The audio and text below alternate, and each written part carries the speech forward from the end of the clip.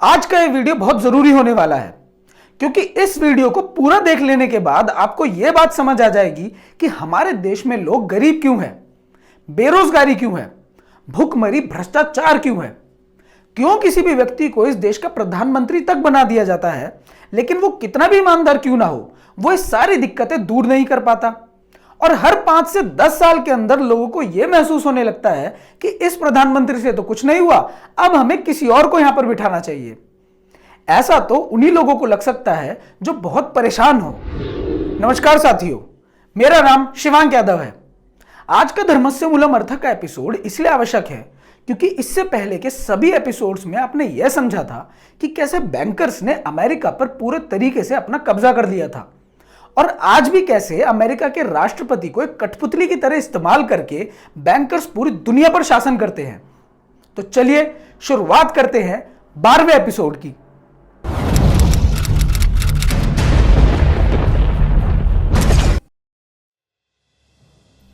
पिछले एपिसोड में हमने बताया था कि अंग्रेजों ने यहां पर रहते हुए कैसे भारत की भोली भाली जनता को पूरे तरह से कंगाल कर दिया था।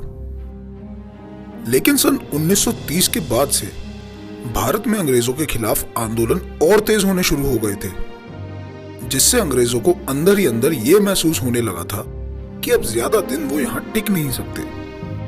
इसीलिए समय रहते उन्हें यहां से निकलना होगा और निकलने से पहले भारत के लोगों को अमेरिका की ही तरह आर्थिक रूप से गुलाम भी बनाना होगा, ताकि भारत में रहे बिना ही वह बाहर रहते हुए यहां पर राज कर सके। अपने इस मंसूबे को पूरा करने के लिए साल 1934 में अमेरिका के फेडरल रिजर्व बैंक की ही तर्ज पर रिजर्व बैंक ऑफ इंडिया की स्थापना करी गई। इसके बाद 1947 में अंग्रेजों के यहां से चले जाने के बाद 1949 में रिजर्व बैंक का राष्ट्रीयकरण किया गया। लेकिन देश के सभी बैंकों की व्यवस्था जैसे पहले चल रही थी वैसी की वैसी ही रखी गई, उसमें कोई परिवर्तन नहीं किया गया। 1949 में रिजर्व बैंक का राष्ट्रीयकरण करने के लगभग 20 साल बाद 1969 में भारत के अंदर सरकार थी इंदिरा गांधी की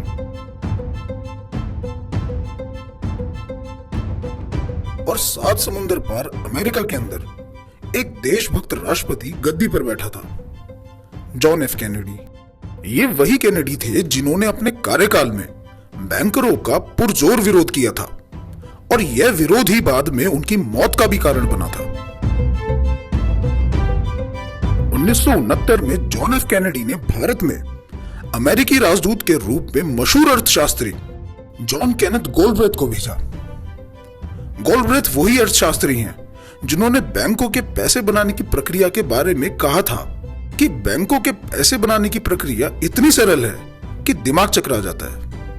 दिमाग इसलिए चकरा जाता है क्योंकि हमें कुछ और ही सिखाया गया है। जॉन केनेथ गोल्डब्रेथ की सलाह पर 1969 में भारत की तत्कालीन प्रधानमंत्री इंदिरा गांधी ने 14 बैंकों का राष्ट्रीयकरण कर दिया। वैसे तो किसी बैंक का राष्ट्रीयकरण कर देने का मतलब यह नहीं होता है कि अब से बैंक कर्ज पर पैसे नहीं बनाएगा। बैंक की व्यवस्था तो ज्यों की त्यों ही रहती है, लेकिन राष्ट्रीयकरण होने का मतलब यह होता है कि अब से बैंक किसी स्वतंत्र कंपनी की तरह अपनी मनमानी नहीं कर सकता, बल्कि अब वह सरकार के अंतर्गत आ चुका होता है। बैंकों का राष्ट्रीयकरण हो जाने का मतलब बैंकों की व्यवस्था बदल जाना नहीं है, लेकिन फिर भी अगर किसी सरकार को बैंकों की व्यवस्था भी बदलनी है तो सबसे पहला कदम तो बैंकों का राष्ट्रीयकरण करना ही होता है, जो कि इंदिरा गांधी ने भी किया। इंदिरा गांधी के इस कदम से बैंकर्स और बैंकर्स की कठपुतली अमेरिका बौखला गई। साल 2005 में अमेरिकी सरकार ने अमेरिका के पूर्व राष्ट्रपति निक्सन और पूर्व सुरक्षा सलाहकार हेनरी किसिंजर के बीच साल 1971 में हुई बातचीत को सार्वजनिक किया था। इस मामले में इंदिरा गांधी कुतिया है। हाँ, भारतीय हरामी होते हैं। भारत को जरूरत है एक और युद्ध लड़ने की, सालों को एक युद्ध लड़ने दो। अमेरिका की मदद पाकर 1971 में पाकिस्तान ने भारत के विरुद्ध युद्ध छेड़ दिया। Pakistan launched a full-scale war against us. युद्ध के दौरान भी तेल कंपनियों ने अमेरिका के इशारों पर काम करते हुए भारत की मदद करने से इनकार कर दिया था। तेल कंपनियों का यह रवैया देखते हुए इंदिरा गांधी ने तेल कंपनियों का भी राष्ट्रीयकरण कर दिया था। हम बढ़ा रहे हैं तो इन सब चीजों का भी वो सामना कर सकेंगे। साल 1973 तक भी भारत को अंतर्राष्ट्रीय व्यापार में कोई घाटा नहीं था और भारत के पास पर्याप्त मात्रा में विदेशी मुद्रा भंडार भी था। 1974 आते आते बैंकरों ने अंतर्राष्ट्रीय बाजार में तेल की कमी की खबर फैलवाकर तेल की कीमतें 4 गुना बढ़वा दी।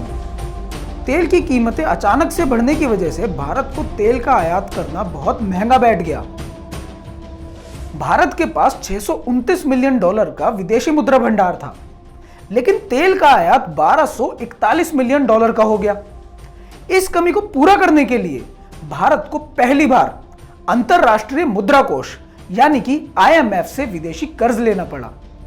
इस कर्ज की एवज में IMF ने कई शर्तें लगा दी। साल 1974 भारतीय राजनीतिक इतिहास का यह वो दौर था जब देश के अंदर रोजाना नए नए राजनीतिक बदलाव हो रहे थे। इंदिरा गांधी के भ्रष्टाचार के विरोध में एक आंदोलन जन्म ले रहा था। इस आंदोलन का नेतृत्व कर रहे थे लोकनायक जयप्रकाश नारायण। व्यवस्था परिवर्तन के उद्देश्य से लाखों छात्र सड़कों पर आ गए थे और देखते ही देखते यह आंदोलन एक देशव्यापी आंदोलन में बदल गया।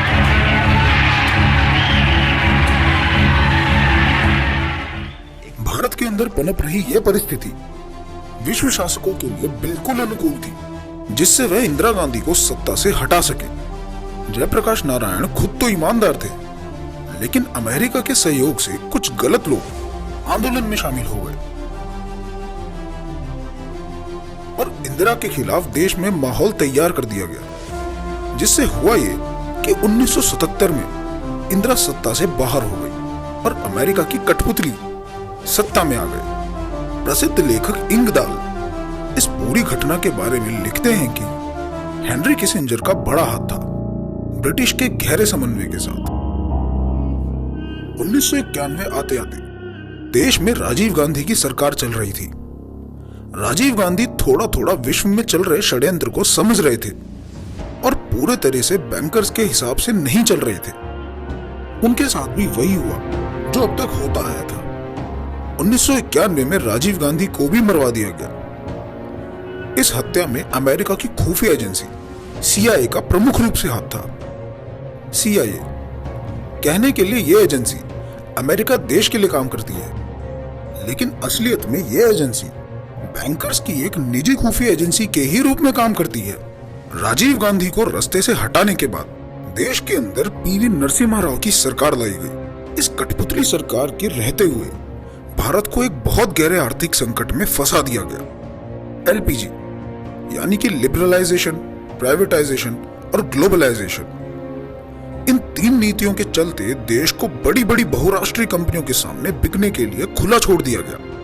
इस वजह से देश वैश्वीकरण के कुचक्र में फंस गया। इस पूरे षड्यंत्र में प्रमुख भूमिका रॉकफेलर के सिटी बैंक ने अदा की थी। फिर आता है साल 2004। देश का प्रधानमंत्री मनमोहन सिंह को बना दिया जाता है और देश को थोक के भाव लूटने की प्रक्रिया शुरू कर दी जाती है। देश के बहुमूल्य खनिजों को बहुराष्ट्रीय कंपनियां कौड़ियों के हिसाब से लूट रही थी। कोयला घोटाले में मनमोहन सिंह का नाम किसी से भी छूटा नहीं है। ये वही मनमोहन सिंह है जो 2004 में देश के प्रधानमंत्री बनने से पहले विश्व बैंक में काम किया करते थे। बाद में उनका काम देखते हुए उन्हें रिजर्व बैंक का गवर्नर भी बना दिया गया। एक समय ऐसा आ गया था कि देश की सरकार कोई भी पार्टी बना ले या फिर गठबंधन की ही सरकार क्यों न बन जाए, वित्त मंत्री तो मनमोहन सिंह को ही बनाया जाना तय था, जबकि मनमोहन सिंह तब तक किसी पार्टी से ताल्लुक नहीं रखते थे। लेकिन अमेरिका के कहने पर 1991 में नरसिम्हा राव की सरकार में मनमोहन सिंह को देश का वित्त मंत्री बना दिया गया। वित्त मंत्री बनते ही मनमोहन सिंह जी ने वो ही किया जो उन्हें सिखाया गया था। विदेशी निवेश के लिए देश के दरवाजे खोले गए और अलग अलग क्षेत्र में काम करने वाली कंपनियों को न्योता दिया गया।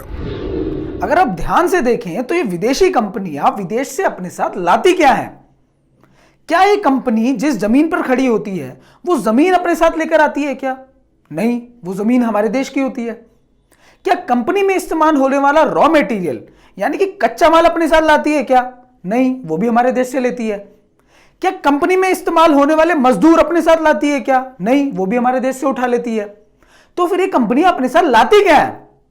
इस सवाल का आपको एक ही जवाब मिलेगा कि कंपनियां अपने साथ बहुत सारा पैसा लाती हैं, और पैसा तो ऐसी चीज है जो हम बना नहीं सकते। इसीलिए ये कंपनियां हमारे ऊपर दया करके हमारा उपकार करने के लिए 7 समुंदर पार से यहां आ जाती हैं।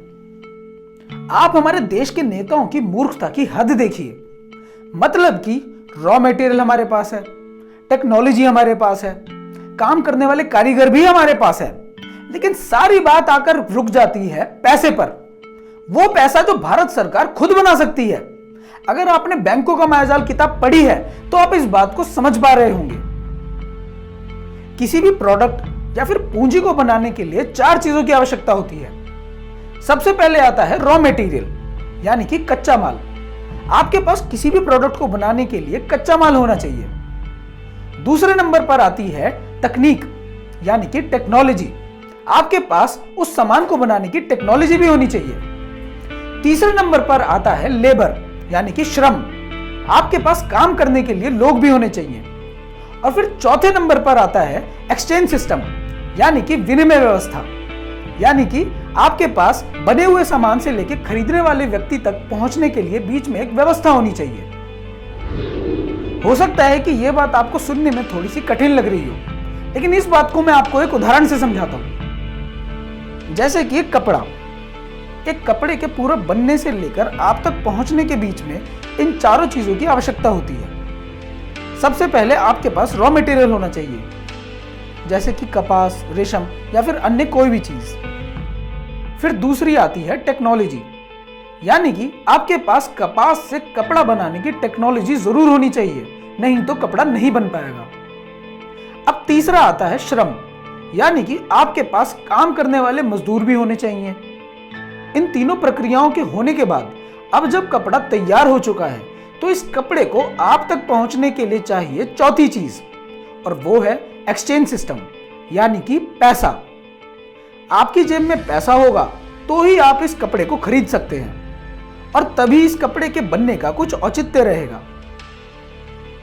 अगर इस कपड़े बनने की पूरी प्रक्रिया को आप अपने देश पर लागू करके देखें तो आपको यह समझ आएगा कि हमारे पास रॉ मटेरियल यानी कि कपास है, हमारे पास कपास से कपड़ा बनाने की तकनीक भी है, हमारे पास फैक्ट्री के अंदर काम करने वाले कारीगरों की भी कोई कमी नहीं है, लेकिन फिर भी लाखों लोगों के शरीर पर कपड़े नहीं हैं। दुकानें, मॉल, बाजार कपड़ों से लबालब भरे पड़े हैं, लेकिन फिर भी लाखों करोड़ों लोग नंगे रहने पर मजबूर हैं। क्यों? क्योंकि उनकी जेब में पैसा नहीं है, वही पैसा जो भारत सरकार पर्याप्त मात्रा में बना सकती है। अगर सही मायने में आप देखें तो इन चारों चीजों में से कोई एक ऐसी चीज है जो कभी खर्च नहीं हो सकती, तो वो पैसा ही है। बाकी चीजें खर्च हो जाएंगी। उम्मीद करता हूं कि अब आपको यह बात समझ आ रही होगी कि जब मोदी जी ये कहते हैं कि एफडीआई लाना जरूरी है और एक एक करके सारे सरकारी संस्थानों को, कंपनियों को बेचने में लगे हैं, तो किस बेवकूफी के चलते वो ये काम कर रहे हैं। और मोदी की जगह किसी और को भी इस देश का प्रधानमंत्री क्यों ना बना दिया जाए, वो भी यही काम करेगा। वो भी बैंकरों के हाथों में ही इस देश को बेचेगा, क्योंकि इसके अलावा उन्हें और कोई तरीका पता भी नहीं है। भारत जब सोने की चिड़िया था तो किसी विदेशी को अपने संसाधन बेचकर सोने की चिड़िया नहीं बना था, बल्कि अपने बलबूते पर बना था। आज के लिए बस इतना ही। मिलते हैं अगली वीडियो में। तब तक के लिए नमस्कार। जय हिंद।